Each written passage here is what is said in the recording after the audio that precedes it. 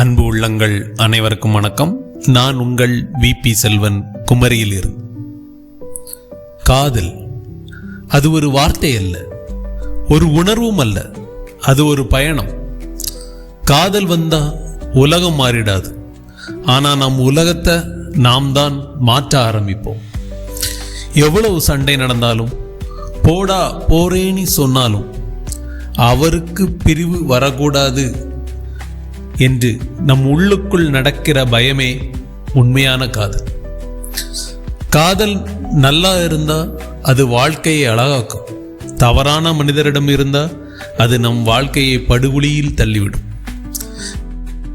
காதலை விட காதலிக்கும் மனிதரை தான் சரியாக தேர்ந்தெடுக்கணும். ஓகே மக்களே, இந்த காதலை பற்றி எனது கற்பனையில ஒரு சிறு கவிதை வச்சிருக்கேன். அந்த கவிதையை உங்ககிட்ட பகிர்ந்துக்க.